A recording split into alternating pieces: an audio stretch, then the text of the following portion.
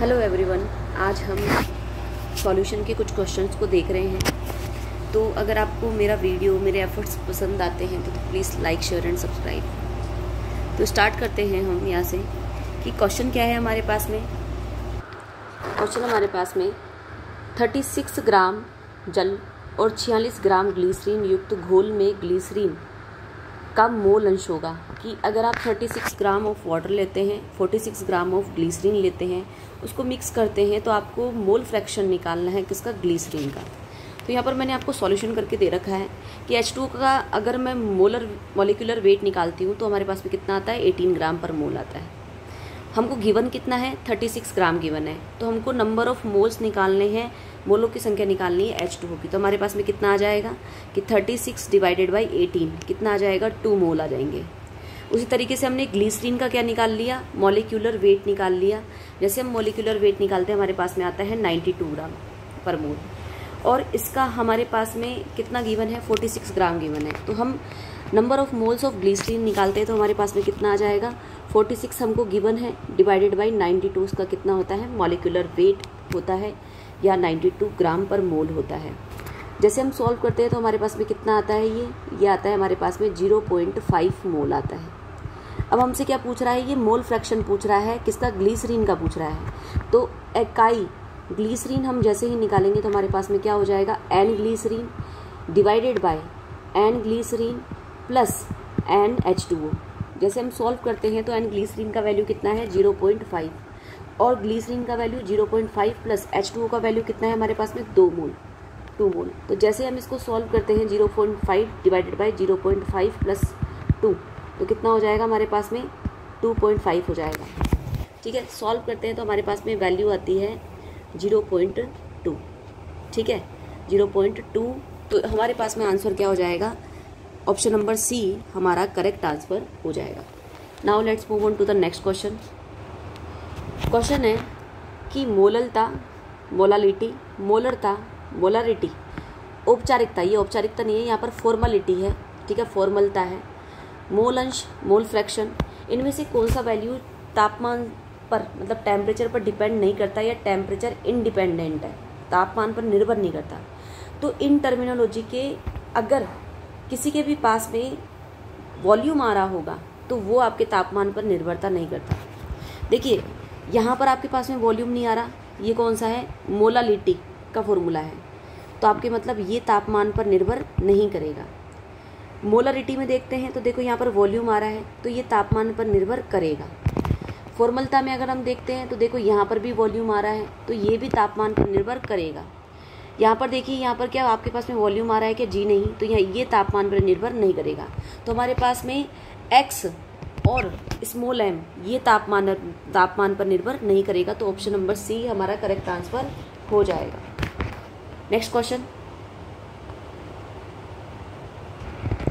है हमारे पास में, which of the following condition is not satisfied by an ideal solution, कि इनमें से कौन सी कंडीशन आइडियल सॉल्यूशन के द्वारा सेटिस्फाइड नहीं होती है, आदर्श विलयन के द्वारा। देखिए अगर हम आदर्श विलयन की बात करते हैं तो हमारे पास में डेल एच मिक्सिंग, अगर हम कोई भी ए और बी को घोलते हैं तो एंथैल्पी में कोई परिवर्तन नहीं होता। ठीक है, मतलब 0।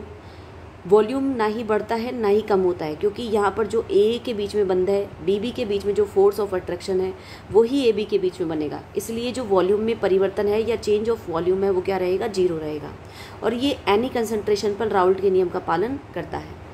अब है ना, ये हमने बात कर ली, तो मतलब आपके पास में आदर्श विलयन के लिए ये भी सही है, ये भी सही है और ये भी सही है।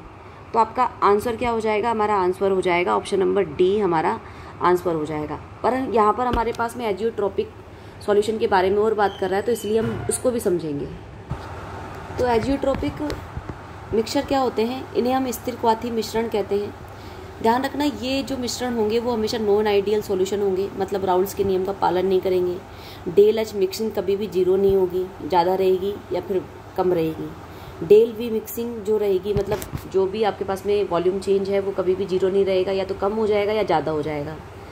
ए में जो फोर्स ऑफ अट्रैक्शन रहेगा, बी में जो फोर्स ऑफ अट्रैक्शन रहेगा वो कभी भी बराबर नहीं होगा ए बी में जो फोर्स ऑफ अट्रैक्शन रहेगा उसके।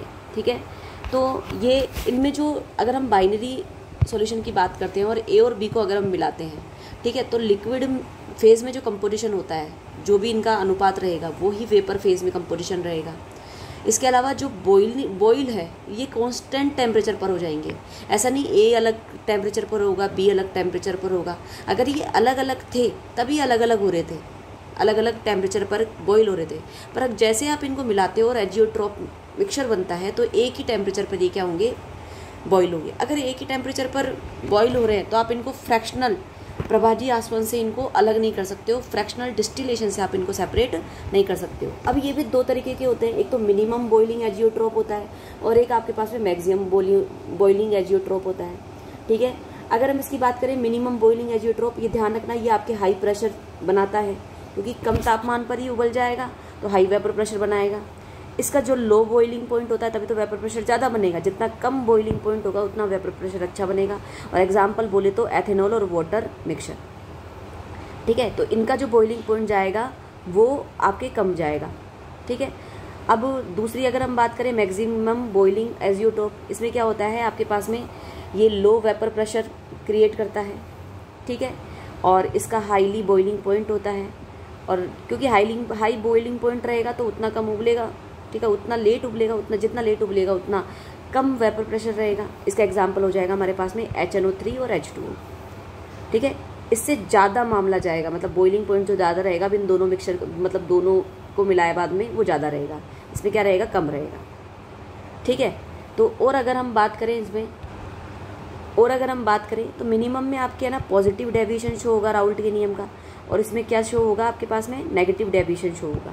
ये और ध्यान रखना है, नेगेटिव डेविएशन, विचलन, डेविएशन, ठीक है। तो ये हमारे पास में क्वेश्चन नंबर 34 हो गया। नेक्स्ट क्वेश्चन देखिए, आपने अभी एजियोट्रोप पढ़े तो उसमें आप क्या देख रहे थे, the boiling point of an azeotrope mixture of water and ethanol is less than that of water and ethanol, the mixture shows. तो अभी मैंने आपको बताया था, अभी आप पढ़ करके आए थे एजियोट्रोप होते क्या हैं, ठीक है। तो आपके दो तरीके के जो एजियोट्रोप होते हैं, जो दो तरीके के एजियोट्रोप होते हैं आपके पास में, ठीक है, मिनिमम बॉइलिंग एजियोट्रोप और मैक्सिमम बॉइलिंग एजियोट्रोप। ये कौन शो करता है, पॉजिटिव डेविएशन शो करने वाले राउल्ट के नियम से, जैसे एथेनॉल और वाटर हो गया। मिनिमम तो बता ही दिया। मैक्सिमम बॉइलिंग एजियोट्रोप जो नेगेटिव डेविएशन शो करते हैं राउल्ट के नियम से। देखो नेगेटिव डेविएशन शो करेंगे तो देखो यहाँ पर क्या हो जाएगा, एटमॉस्फेरिक प्रेशर आ जाएगा यहाँ से, और इसका डिस्टेंस देखो कितना हो गया, तो इसलिए ये क्या हो जाएगा आपके पास में मैक्सिमम बॉइलिंग एजियोट्रोप हो जाएगा। और यहाँ से यहाँ तक देखेंगे हम, देखो ये इसमें देखो गैप कितना कम आ रहा है, ये आपके कौन है, PATM है, ये प्रेशर एटमॉस्फेरिक प्रेशर है। देखो ये कम हो गया, जैसे ये कम होता है तो आपके पास में मिनिमम बॉइलिंग एजियोट्रोप ये बना लेगा। अब जब भी आप किसी लिक्विड को गर्म करते हो तो उसका जो वेपर प्रेशर होता है अगर एटमॉस्फेरिक प्रेशर के बराबर हो जाए, उस टेम्परेचर पर क्या होता है कि वो सॉल्यूशन आपके बॉइलिंग पॉइंट ले जाएगा, मतलब उसका उबलना स्टार्ट हो जाएगा, क्वथन स्टार्ट हो जाएगा। तो उसी पॉइंट को हम, उसी टेम्परेचर को, उसी पॉइंट को हम क्या बोलते हैं, क्वथनांक बोलते हैं या बॉइलिंग पॉइंट बोलते हैं। देखिए यहाँ पर ये जल्दी से उबल जाएगा इसीलिए मिनिमम बॉइलिंग पॉइंट लेगा, यहाँ पर ये बहुत ज़्यादा टाइम लेगा, ठीक है, इसलिए हम इसे क्या बोलते हैं, मैक्सिमम। अब इसका एग्जांपल देखिए HNO3 + H2O, इसका एग्जांपल एथेनॉल और वाटर। तो इसमें क्वेश्चन क्या बोल रहा है कि जो वाटर और इथेनॉल है, ठीक है, वो कौन सा मिश्रण है, तो आप क्या बोलोगे, राउल्ट के नियम का जो पॉजिटिव डेविएशन शो करता है वो वाला आपके पास में क्या हो जाएगा, वो वाला ये शो करेगा, ठीक है, पॉजिटिव डेविएशन शो करेगा, किससे, राउल्ट से। नेक्स्ट हम क्वेश्चन की ओर बढ़ते हैं। क्वेश्चन हमारे पास में which has the lowest boiling point at 1 atm pressure, किनमें से किसका क्वथनांक सबसे कम होगा। देखो क्वथनांक निकालने के लिए हमको बॉइलिंग पॉइंट निकालना है, ठीक है। बॉइलिंग पॉइंट के बेसिस पर देखो यहाँ पर 0.1 मोलारिटी, 0.1 मोलारिटी, 0.1 मोलारिटी, 0.1 मोलारिटी सब जगह दे रखी है। अब देखो फॉर्मूला क्या होता है, अगर हम क्वथनांक सबसे कम किसका होगा, अगर हम डेल TB के बेसिस पर भी बात करते हैं तो हमारे पास देखो del TB is directly proportional to the molarity. अब यहाँ पर अगर हम कंसंट्रेशन की टर्म्स में बात करते हैं, एक बार मोलारिटी को इग्नोर करते हैं और मोलारिटी की बात करते हैं तो भैया सब जगह क्या है, सेम है। फिर हम यहाँ पर है ना, मोलारिटी अगर सेम दे रखी है तो हम वांट ऑफ कॉन्स्टेंट पे आते हैं। वांट ऑफ कॉन्स्टेंट क्या होता है कि आफ्टर डिसोशिएशन और एसोसिएशन, ठीक है, number of particles divided by before association और डिसोसिएशन नंबर ऑफ पार्टिकल्स, ये आपके क्या होता है, वॉन्ट ऑफ कांस्टेंट, जो हम आगे देखने वाले हैं। देखो यूरिया आपके ऑर्गेनिक कंपाउंड होता है जो डिसोशिएट नहीं होता। KCl में कितना हो जाएगा 2, CaCl2 में कितना हो जाएगा 3, AlCl3 में कितना हो जाएगा 4। तो अगर आपसे सबसे ज़्यादा क्वथनांक, सबसे ज़्यादा बॉइलिंग पॉइंट पूछता तो हो जाता AlCl3 का, क्योंकि यहाँ पर कितना 4 से मल्टीप्लाई हो जाएगा, वो यहाँ पर क्या हो जाएगा 4 से मल्टीप्लाई हो जाएगा।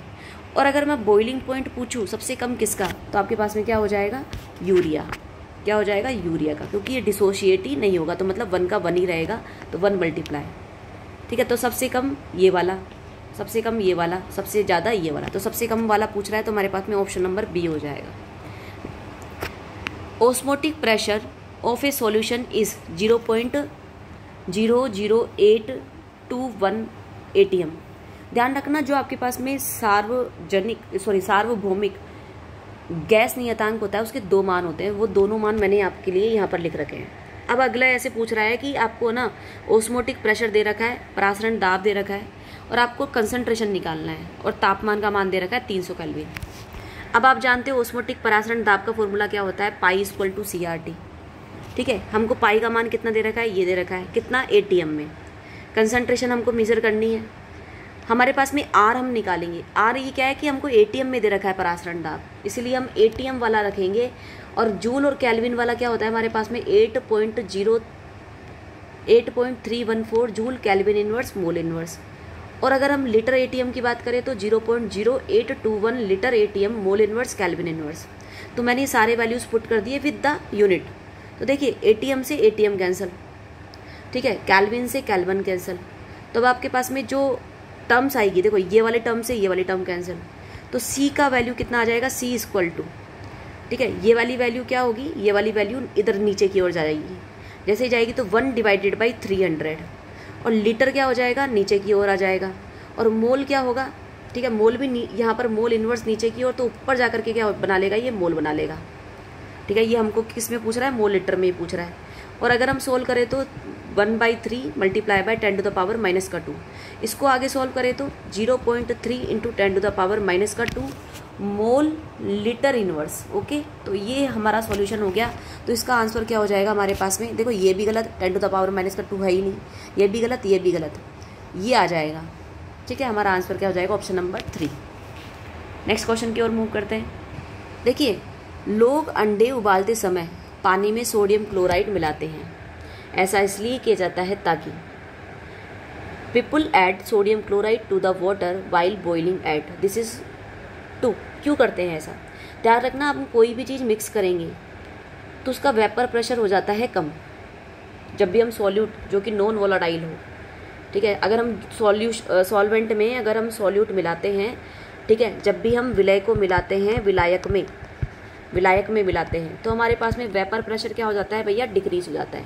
अगर vapour pressure decrease, boiling point increase, और अगर बॉइलिंग पॉइंट इंक्रीज हो जाएगा तो अंडा है वो जल्दी से मतलब उसका बॉइलिंग पॉइंट बहुत कम, मतलब बहुत देरी से आएगा, तो उसको पकने के लिए अच्छे से टाइम मिल जाएगा। तो हम क्या बोलेंगे, क्वथनांक बढ़ जाएगा, इंक्रीज बॉइलिंग पॉइंट।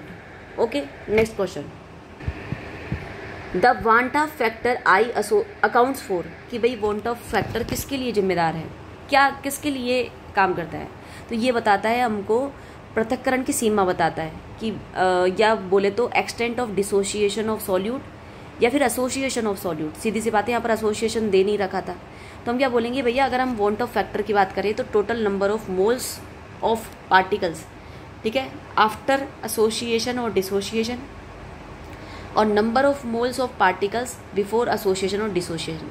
अगर आई का मान 1 आ रहा है तो ना ही एसोसिएशन हो रहा है ना ही डिसोसिएशन हो रहा है, या एसोसिएशन और डिसोसिएशन। अगर आई का मान 1 से ज़्यादा आ रहा है, ठीक है, तो हम क्या बोलेंगे, डिसोसिएशन हो रहा है। और अगर आई का मान 1 से कम आ रहा है तो हम क्या बोलेंगे, एसोसिएशन हो रहा है, ठीक है। तो हमारे क्या बताता है, ये हमारे बताता है विलय के पृथक्करण की सीमा को बताता है, the extent of dissociation of solute बताता है। नेक्स्ट क्वेश्चन, नीचे दे रखा है विच रिलेशनशिप इज नॉट करेक्ट, कौन सा संबंध सही नहीं है। अब देखो, आप देखना यहाँ पर टीबी है, तो हो सकता है आपको थोड़ा सा क्लियर नहीं दिख रहा हो तो थोड़ा सा यहाँ पर आप पिक्सल्स बढ़ा लीजिएगा। तो यहाँ पर क्या दे रखा है, KB दे रखा है, 100 दे रखा है, W2 दे रखा है, M2 दे रखा है, W1 दे रखा है। ठीक है, तो 2 का मतलब है सॉल्यूट और 1 का मतलब होता है सॉल्वेंट। सीधी सी टर्मिनोलॉजी, या इसको हम B से भी रिप्रेजेंट कर सकते हैं और A से भी रिप्रेजेंट कर सकते हैं सॉल्वेंट को। देखो KB आ रहा है, हाँ 1000 ऊपर आ रहा है, हाँ W2 आ रहा है, यस। आप इसको सॉल्व करके देखिएगा, ये मैंने आपको करा रखे हैं। या अगर हम बोले तो क्वथनांक में जो उन्नयन होता है, एलिवेशन ऑफ बॉइलिंग पॉइंट होता है, उसका फॉर्मूला ये होता है। ठीक है, इसको ओपन कर रहे हैं। M क्या है, मोलालिटी है।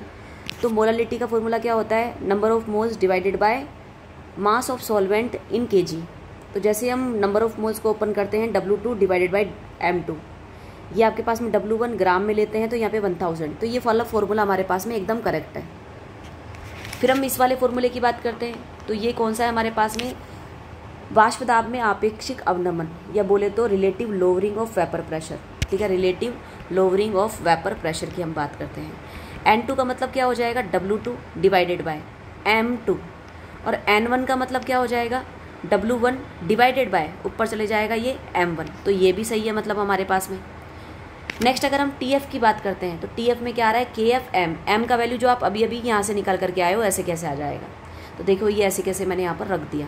तो यहाँ पर अगर हम देखते हैं, इस वाले पॉइंट में अगर हम देखते हैं, तो यहाँ पर देखो सबसे पहले तो B दे रखा है और यहाँ पर W1 दे रखा है और यहाँ W2 दे रखा है, जबकि यहाँ पर क्या आता, यहाँ पर M2 आता।